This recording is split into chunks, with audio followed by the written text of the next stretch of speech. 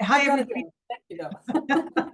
Hi, everybody. Thanks for being here. And I'm just going to say that what I'm calling this tonight is year-round deed restrictions, kind of a Provincetown case study, if you will, kind of like how we went about it. And hopefully there's enough here that you guys can enjoy it. Hopefully pepper me with questions. I hope I have answers. And so I'm going to go right now to my screen. You guys all get to see me share my screen. Isn't that fun? And here we go. I'm going to gotta get the toolbar away. Hang on 1 second. Okay, and we're being recorded so they can see my, go to home, go to slideshow. Hang on 1 second. Sorry, guys. I think if you go to slideshow, it will have Yep, the, it's right now. I've got the okay. It's telling me that there we go. It's telling me that we were getting. I have a. Here we go. yeah. There we go. All right. Little technical difficulty from your senior select board member, senior citizen here. So this is Provincetown deed restrictions, a case study, year-round deed restrictions, a Provincetown case study. And this is what we did is, oh, that went too far. And so you see there's Provincetown. Thought I'd give you a nice little photo. Hope you all come visit us. And I start right away with the Vail and Deed program, just a little bit of a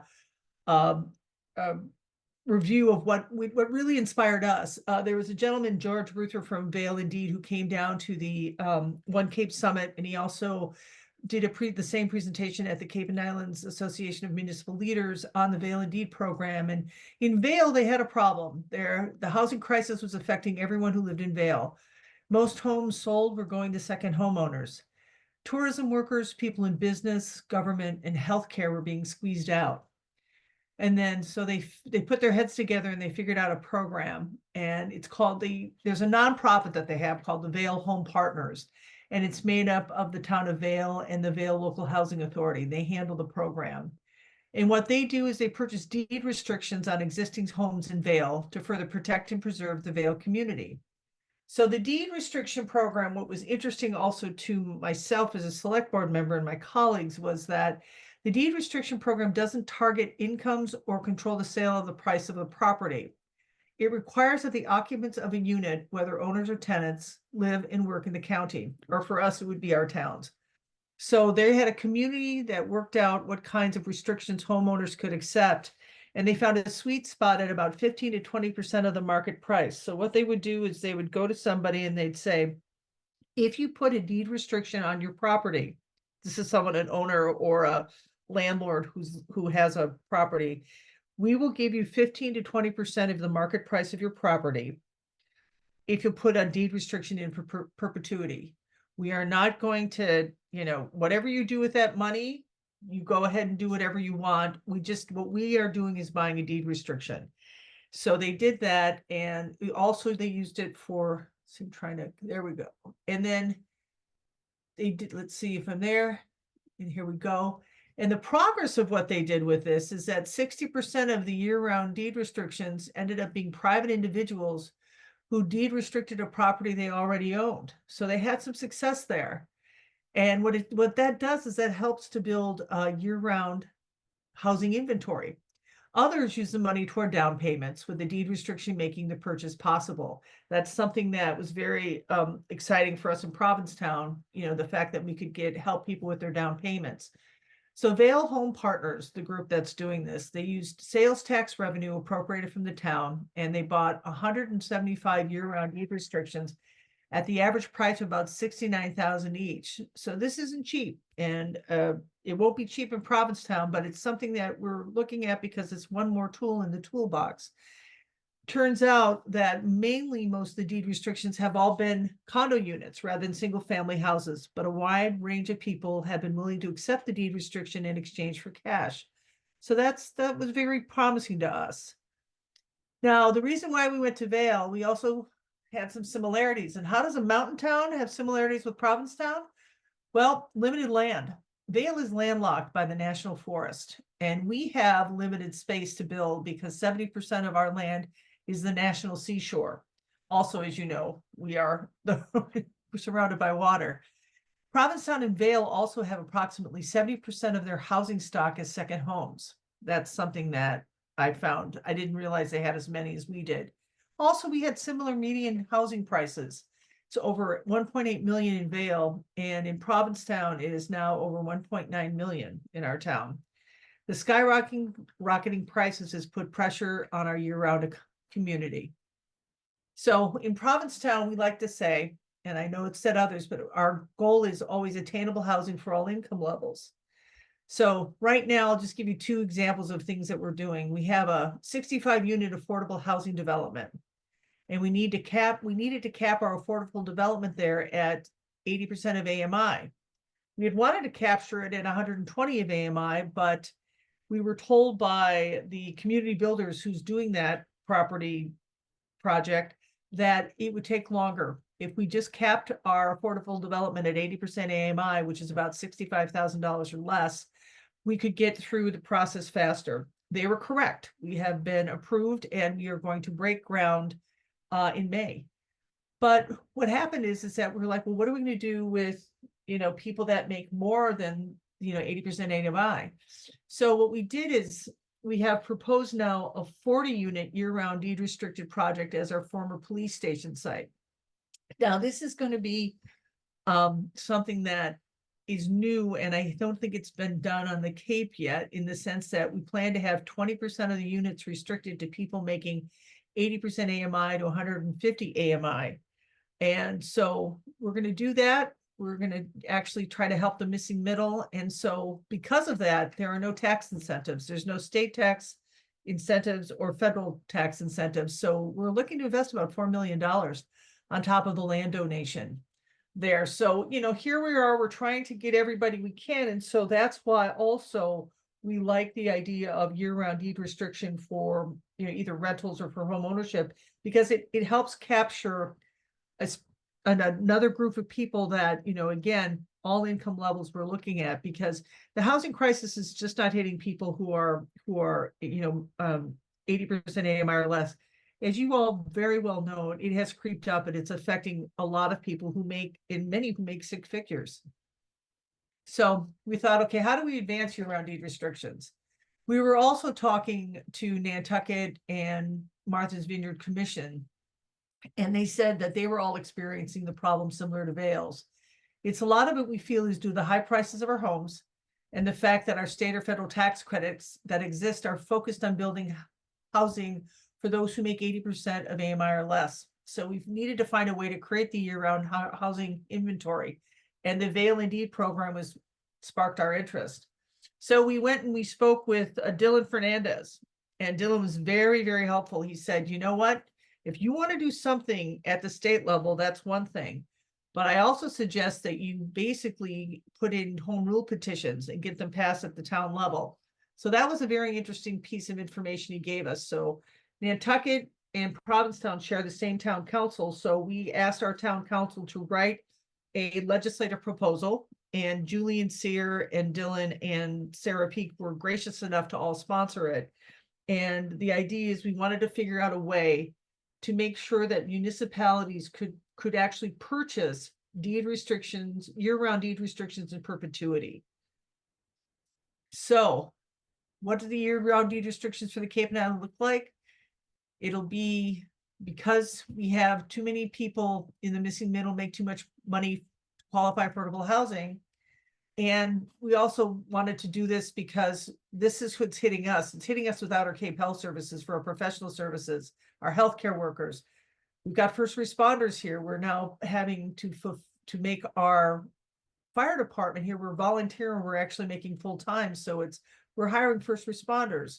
We've got small business owners that have problems here, municipal employees, regional and state government employees, and members of the hospitality industry. It's amazing how many people make over $65,000, $69,000, $70,000. And it's something that is really, it's that area. And I think it's because we have such low AMI here and such high home prices that they're getting squeezed out. We figure, again, why we want to do it. We want to help the missing middle find stable housing. And so, as I said earlier, we got the towns of Nantucket, Provincetown, and the Martha's Vineyard Commission got together and created language for year-round deed restriction legislative proposal. And here's the legislation. I should have put John Dylan Fernandez in there. I'm a bad select board member. So the legislation is sponsored by State Senator Sarah, State Representative Sarah Peak, and Dylan Fernandez. It's called SD 1040. And what it does, it adds a year-round housing occupancy restriction category to Mass General Law, Chapter 184. And that's the chapter that outlines restrictions that run with the use of the land. So you already have in Chapter 184, you have conservation restrictions, agricultural preservation restrictions, and affordable housing restrictions. And what we really wanted to do is we wanted to have it, the proposal codifying state law in that chapter, the ability for governmental entities to purchase year-round housing occupancy deed restrictions without AMI restrictions. And the bottom line is we have had some town councils say you can already do it. You can already purchase, municipalities can already purchase deed restrictions that are year round. And there's some that say you can't, and you can't do it in perpetuity. So we figured we wanted to just get language in there that would actually put it, enshrine it in the law and make sure that people had the ability. We wanted something that was basic and a straightforward legislative proposal that then and once you did that and you had the municipalities had the availability to buy year-round deed restrictions, they could create their own programs. And that's the thing. We thought that towns needed the flexibility to create their own year-round deed housing occupancy restriction program. We also, for us, the legislation how we were going to do it in Provincetown, and I think Nantucket was going to do the same, and I think Martha's Vineyard, we wanted to make it a program that was voluntary rather than mandatory. People could opt in. So luckily enough, we've had some Cape towns supporting year-round deed restrictions. We have legislators encourage towns to file home rule petitions for year-round deed restrictions. We've covered that. This year, Chatham has a year-round deed restriction home rule petition on its 2024 annual town meeting warrant. Wellfleet filed a home rule petition in 2023. Eastham sent a letter of support for the legislation, and Orleans has also done that. The select board has done that. They have been very supportive, and they should be on this. Also, the Barnstable County Assembly of Delegates passed a resolution supporting the legislation, allowing towns to make deed restrictions for year-round housing an option in their municipalities. It was lovely to have the County Deed Assembly of Delegates do that for us. And then the Cape and Islands Municipal Leadership Association sent a letter of support for year-round deed restrictions to Senator Sears. So we've got some good support for this. I know that there's also support of this in Falmouth. And we've been grateful for everybody who's who's actually already filed something. They have filed a letter. They've, let the senator know. Really appreciate everything that you've all done so far. So now, remember, you're supposed to do legislation and also year-round deed restrictions. So we went and filed a home rule petition, and it passed at the 2023 town meeting that would allow Provincetown to create a year-round deed restriction program to promote year-round housing occupancy. We figure if it doesn't happen at the statewide, at least we'd have it happen in our town. And what we want to do is we're going to, again, allows the town to purchase deed restrictions from homeowners and developers to permanently limit the occupancy of a given unit via year-round housing occupancy restriction for rental or housing ownership. And this would be a voluntary program. So remember, as the legislation that Julian has right now, that allows the ability for municipalities to purchase deed restrictions that are year-round. What we did with our home pool rule petition is we went a step further and actually outlined what we would be doing. And we had the program would be implemented by our year-round market rate housing trust. We have that already. And this is what we have is we have an affordable housing trust, which is great. But also the town has a year-round market rate housing trust. And it was done by home rule petition that passed the legislature in 2016. And this trust allows Provincetown to use town funds and private funding to pay for the cost of market rate housing. The focus is to help people find housing who make between 80% to 200% AMI. We've been having this problem of housing and affordability of purchasing homes for quite some time. It goes back, I think, previous to 2016, but it was really addressed in 2016 first. And after COVID, it's been on, it's just exacerbated it. So the statute that allowed us to have this market rate housing trust, it allows Provincetown also to change the definition of what market rate is if it chooses so to do. And I don't know how the heck they had that. I wasn't on the board at that time, but it's a great mechanism to have in a trust. The town leaders worked with the state to establish both the initial limits of 80 to 200% AMI and the right of the town to alternate. So I was told that the reason why this trust went through is because basically Provincetown said, we don't want any state money, we have our own. So that was an interesting way to sell it, but I thought I would share that with you all. This trust can help with building or acquiring housing for the missing middle, and it's a perfect place for us to put our our year-round deed restriction program. So now, as I'm, tying everything up, I want to give you a legislative update on the Affordable Homes Act. And as you all know, the Affordable Homes Act has been, it's up at the State House, it's getting vetted. And one good thing that's happened is that Julian Sears worked very, very hard with a lot of housing advocates to do a lot of things. And I know a lot of people know about the land transfer fee, but he also worked hard on getting a seasonal communities designation proposal. And that seasonal communities designation will create housing policies and resources to better serve the needs of communities.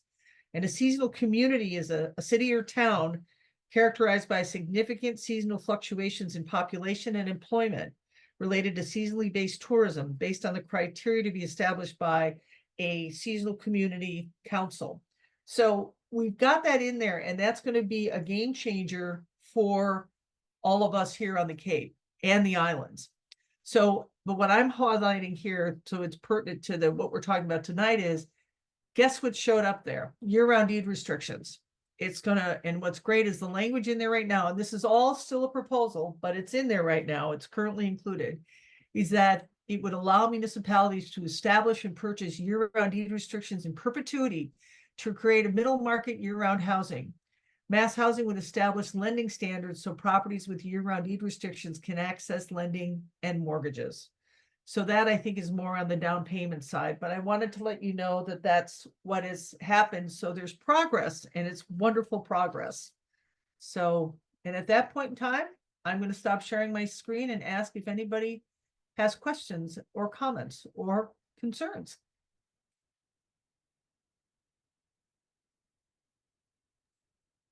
So let's see, does anyone have any questions? I mean, it's so streamlined, the process, and I think it's great that 5 communities are working toward it now. And I know Kim Fish and there's other Falmouth people here that are interested in it as well. And I think it'd be great for Barnstable to think about something like this. It would be a really good way of combating the STR rub that we have in our communities. Does anyone want to ask any questions of Leslie, and maybe something about outreach? How about Alexis? I see your hand up. You're Hi. muted. There you go. So it seems like for Provincetown's case, because you already had the structure of the market rental housing trust, that's kind of what, because it already existed, you kind of had a structure that you could utilize. And, I believe Falmouth, the Affordable Housing Fund, you also, because it was established with Home Rule Petition, have existing ability to work with the AMI that fund supports. Are there other communities on the Cape that currently have something with that flexibility in place? I do know that Chatham's working on it. And Okay. a lot of people, because the towns that have been talking about the missing middle have suddenly started to do this. So that is something Chatham has. And Alan, you're here. I think you guys are doing it in Orleans too, are you not? Yeah, we have a bill before the legislature that's now out of the housing committee and scheduled. So hopefully we'll be able to jump in to the 100% to 200% range, and we're using the same trust. So it will have a full range. That's And great. Sarah says, don't worry. So we'll keep our fingers crossed. No, I believe it. And also want to let you know too, for those who haven't established a trust yet, or had something where you're having your AMI increased for your affordable housing trust, they're also going to allow in the Seasonal Community Act right now is a year-round housing trust. So seasonal communities will be able to establish that. So I think what's nice out of all this is that our legislators are really seeing what our problems are here, which are different from other places in the state. And so the fact that they are allowing a seasonal communities designation, and within that designation, you will be able to have certain, pieces of tools in a toolkit will be very helpful. Does that help you with your question? Yes, thank you So very much. So then you can, if you have an existing trust, you can alter that trust through legislation. You don't have to start a new trust. You Right. No, can you don't. alter. Yeah. I mean, the Okay. thing about it is I think right now people, the administration's been down here enough. There's been a lot of advocacy from housing advocates at HAC and CDP and other places in our legislators talking about the fact that our AMI here and our housing prices have created a real problem for us, and it's exacerbated in a place like Provincetown. And, but but it's also in Chatham and other places, and I'm sure it's in other places of the Cape, but I'm grateful that there's that awareness, because I think that's helping with this missing middle piece. Yeah, I agree with you. And Rini, am I pronouncing your name correctly? Yes. Okay, great. Hi. You're up. Hi, Rini Hammond, Barnstable County. First of all, I'd like to thank Provincetown for taking a lead on this, and this is great information, and I'm excited about the program. I think we need all the tools in the toolbox as we move forward, especially for the over 80% AMI. I think that when we develop rental properties, year-round rental properties, it's really difficult to fund that unit over 80% AMI. So I think we really need to stay focused on that. My question is on a compliance side of it. Have you any thoughts about how to manage the compliance with the deed restrictions, or if you have any information from the Vail and Deed program as to what is the compliant mechanism to make sure that these units continue to stay year-round? That is a great question, because that's exactly the worry. Here you set up a program, but then how do you make sure that it runs smoothly? What I will say about it is that Vail, we are thinking about that now. We're kind of waiting for our home rule petition to go through. But bottom line, we would probably do something like the Vail and Deed program. And I have to say, I was really impressed by George Ruther. He just said, we have them sign an affidavit. And we have them, and they have to do it every year, and they have to sign an affidavit. And if we find out that they're not following the rules of our program, we take them to county court. So I think that I think the fact that they have done, and I said, have you ever done that? And he said, yes, we have. So I think we have to figure out some kind of affidavit process. We've beefed up our housing staff here at Provincetown, because we know that, short-term rental compliance is important. So we're going to try to figure out what's the best way to do it, and how we keep track of those people who have accepted it, the year-round deed restriction, and also most people who are buying their homes, who are starting out. I think that, I don't think they'll have a problem with an affidavit, and they'll do it. I think what we may need to look at is that people who have, gotten a deed restriction in perpetuity, to make sure they don't short-term rental. So it's kind of, it'll have to be kind of one of these things that we're looking at all our different programs and all our different licenses at a 360 perspective. Thank you for that answer. I think I would be interested in knowing what would be the options if someone were violating that deed restriction. We always think about what happens on a resale of that property. So, if someone is living in that property year round, they're abiding by that regulation. It's what happens when that property is sold, the next person following that regulation. Thank you for the information. Thank you very much for the question. And I know who you are now, and I'll talk with Jen, and we'll keep you informed if we come up with some ideas, and God knows we could use some feedback on it to make them better. So thank you. I think, if I can just reflect on that for a second, in my time in municipal government, which was a 12-year slog, I noticed immediately that our regulatory department was completely reactive, right? So I think if deed restrictions are sold on properties and neighbors are informed of that, they would be on the lookout for short-term rentals and complaining. That's a mechanism that in Barnstable, we're very reactive. We don't have you know, a little police force that goes out there to make sure that you have your smoke detector inspected. Well, we do that, I guess, but we don't have like the, you know, do you have, you know, horses in your backyard? We wait for neighbors to complain about that. Yeah. And then we go reactive to it. So I kind of picture that being kind of like a two-pronged approach. But, It is, and I will say, Jen, you're right, we've been reactive. In fact, out in Provincetown, we've been the Wild West and not active at all. But now that we Yeah. have for short-term rentals, we have Granicus that's helped us with, making Yeah. sure that people who are short-term renting have their licenses. We have beefed up our enforcement now because we know we need to do it on a lot of different levels. And a lot of it is basic fairness and also following the rules. So you make a good point. Exactly. Kim Fish from Falmouth would like to speak. Hi, Kim. Hi. Hi there. Thanks, Jen. Leslie, I just want to thank you too.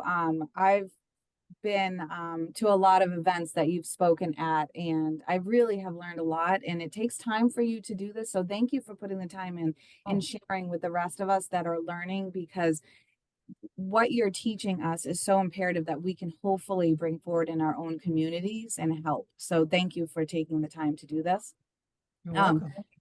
As Alexis said, our fund has that flexibility to go. We have some funds in it that are not CP funds. Yep. So we don't have to, we can go above that 100. And that's what we've been looking at now. We just are creating our first one, if it goes through, at 20% AMI.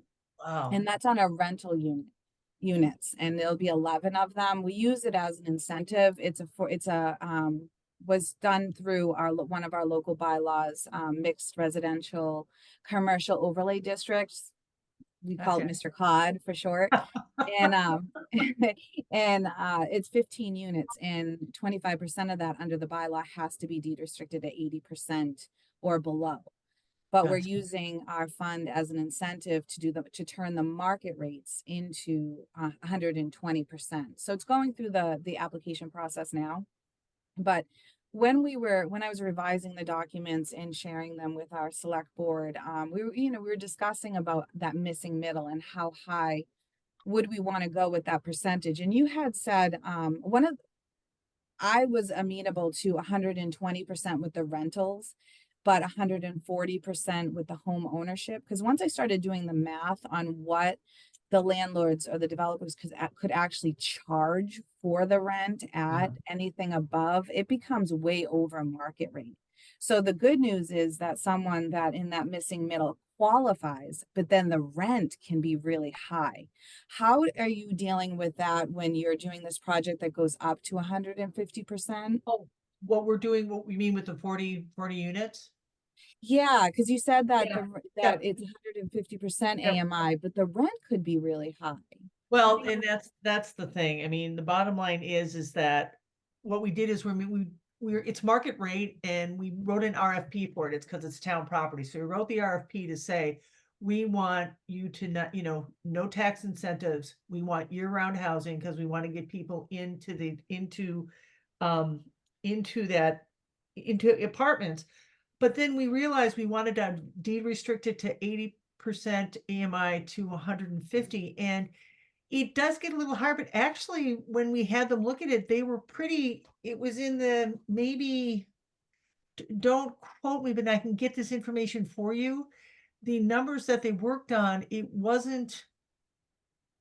were able to, they're doing, oh gosh, I should have this at the top of my head, but those people in those 20 units will be paying less than what the market rate units are. Okay. And the bottom line is that that's part of the situation.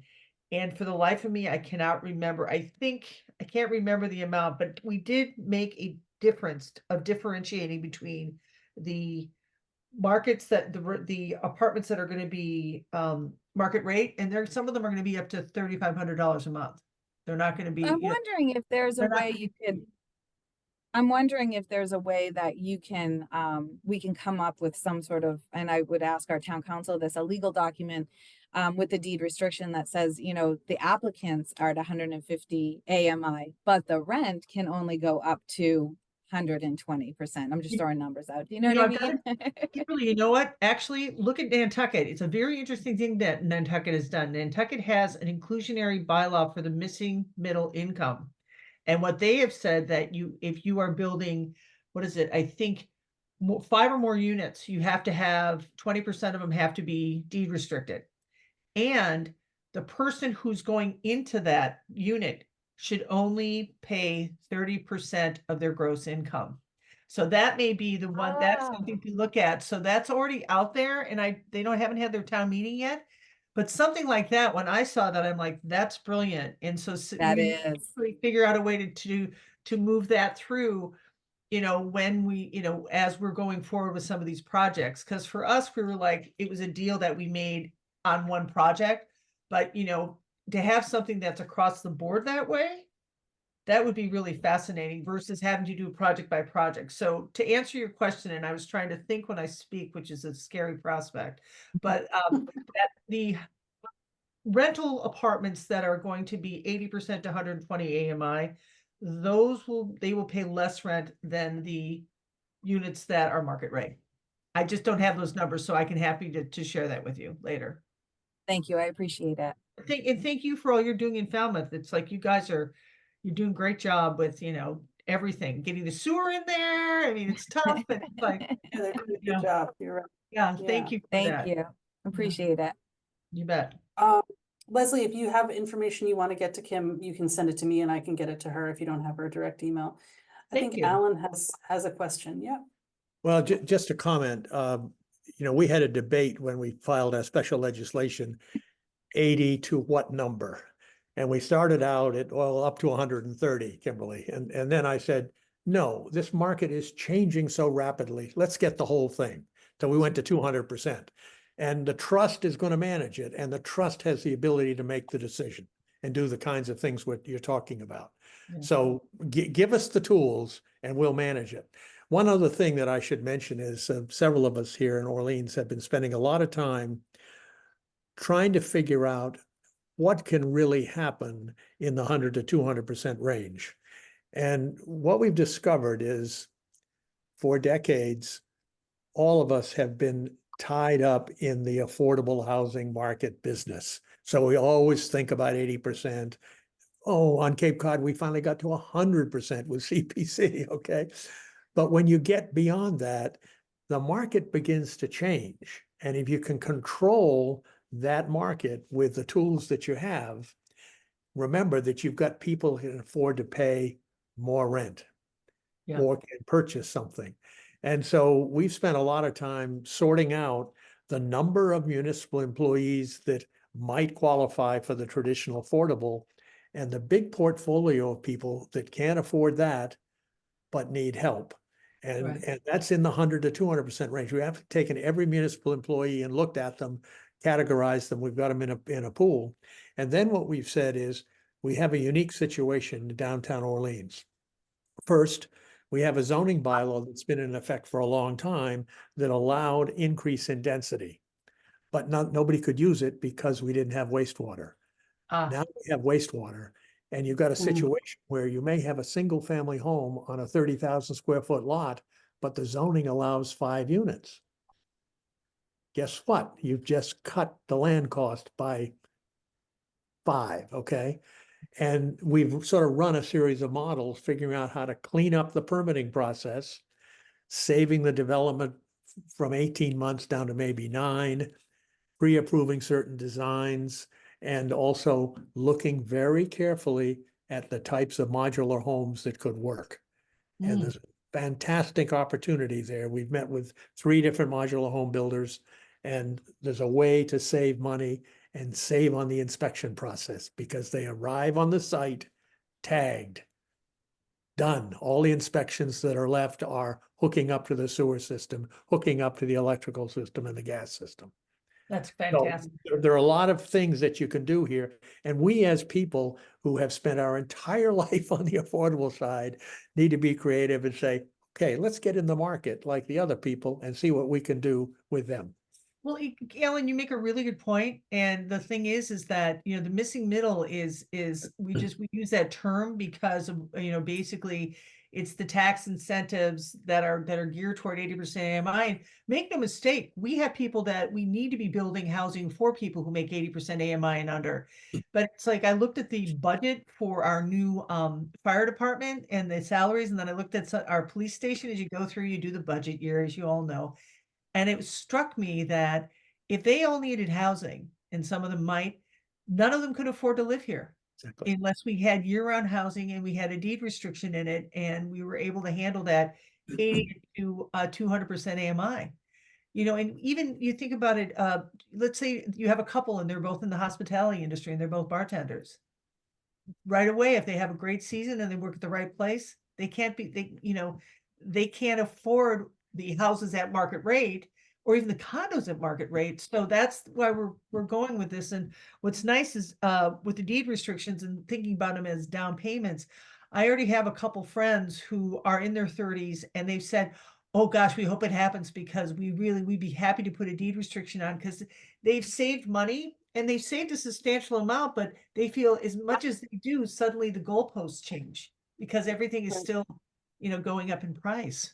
So it's just, you're right. We have to think about it. That's why we say attainable housing for all income levels. And, it's tough. I mean, we've even have people that want us to just build and, you have to have, we want to, put our locals, house our locals first. And I would like nothing more than that, but we also have fair housing. So we have to, it's a really tough thing. And I mean, the fact that everybody's on here and what you're doing in Orleans and, Kim, what you're doing in Falmouth and what people are doing in other places, it's just, by all of us putting our heads together, we're going to come up with some great designs. And that modular housing, I need to talk to you about that. That sounds interesting. And that sounds like a great thing to do. So thank you. That sounds like a great thing to do. I know Rob Brennan was hoping at one point to bring a modular facility to the Cape. I don't know. I think it got put on the back burner. But the other political thing to this is, I mean, we're like, we're all on board. We're in a silo here talking about housing, right? About how important it is, how can we troubleshoot it? How can we look at it from different sides?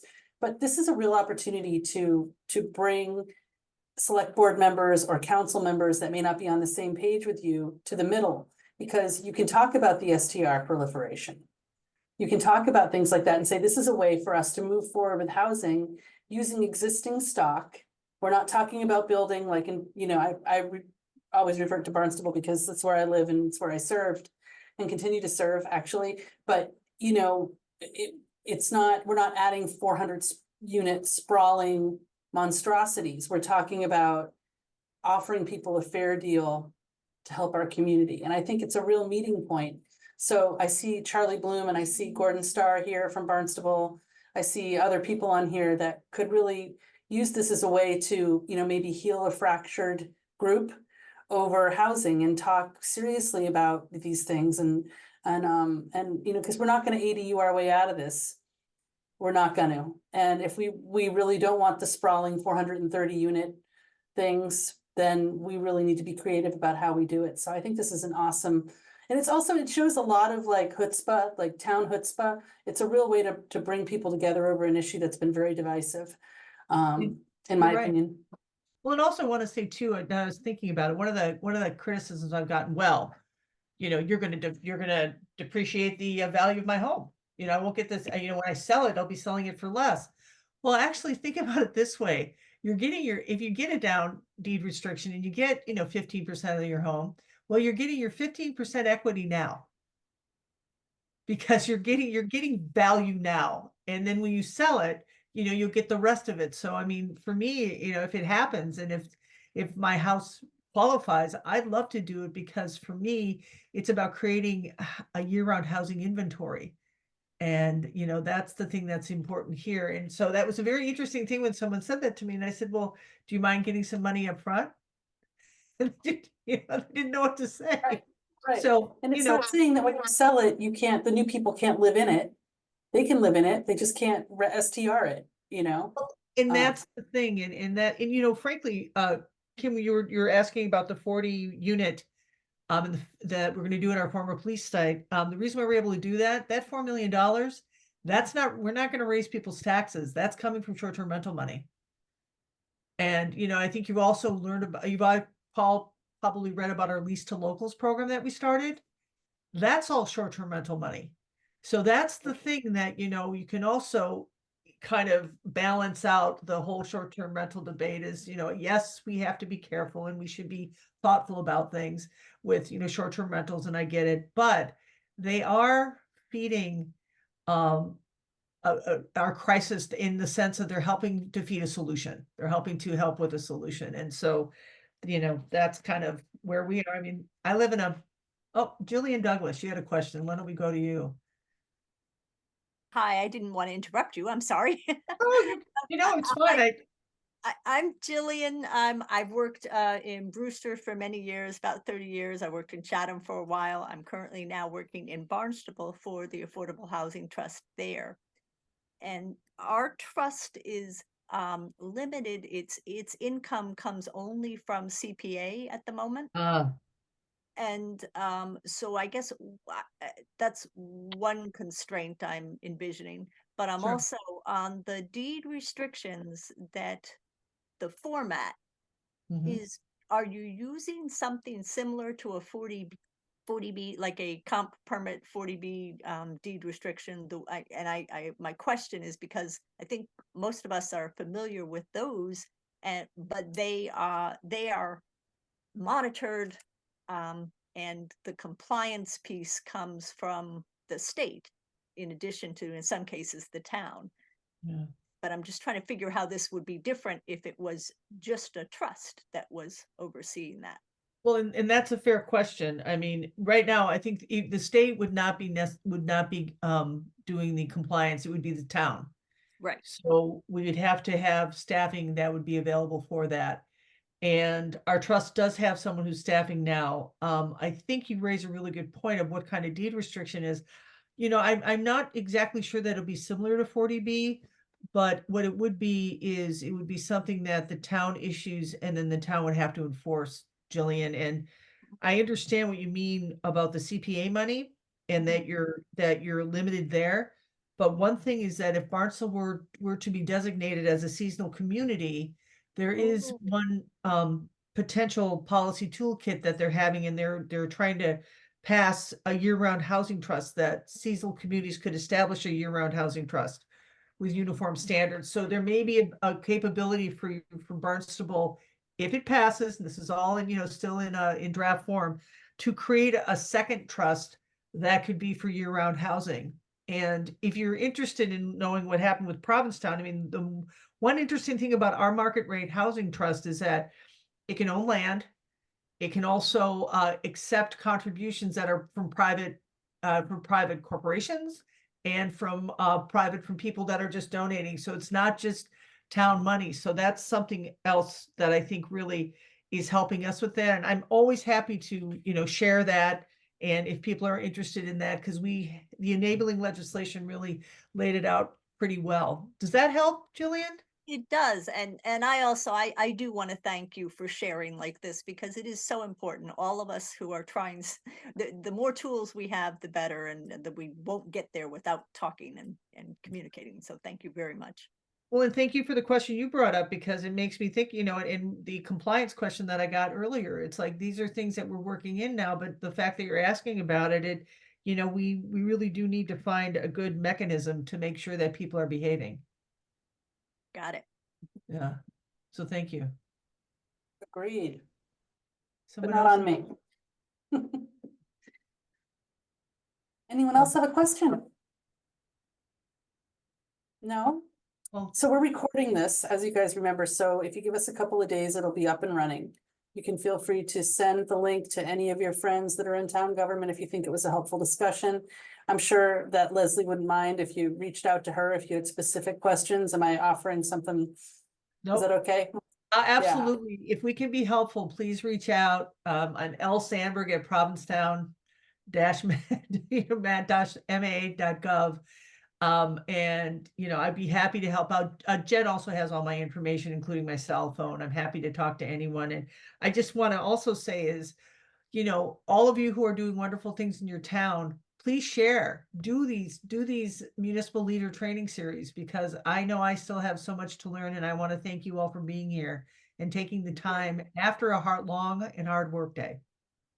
Yeah, it's time for the Cape to stop being so provincial and to work together to get to the meet the moment, right? We need to be very creative now. So thank you all so much for showing up. I appreciate it. I'll see you soon. And I'll have other offerings on the website soon. The slideshow will be on the website in the recording, and then maybe Leslie could also, Sure. do you mind sending the deck, Leslie? No, Can you I'm do that? happy to send the deck. I noticed a typo, so I'm gonna correct a couple typos and then I'll send it because that'll make my Awesome. mother proud. Okay, yeah, no, happy to send it. And if it's helpful, great. Awesome. Thank you all very much for showing up. Leslie, thank you a million times over. I'm sure we'll have more work that we'll do together that will be really, really fun. So And Jen, thanks. thank you for all the work that you're doing to make these municipal leadership training series happen. You are a great addition to Hack. Oh, thank you. And I'm willing to talk about anything. So if anyone has any ideas that they want other people to know about their town, please share them and I will get whoever in and make them do a webinar and we'll all learn from it. It's what it's all about. Information should be free. Thank Right. you all. Appreciate it Thank immensely. you. Have a great Good night, night. Thank Leslie. you. Bye. Bye. Bye.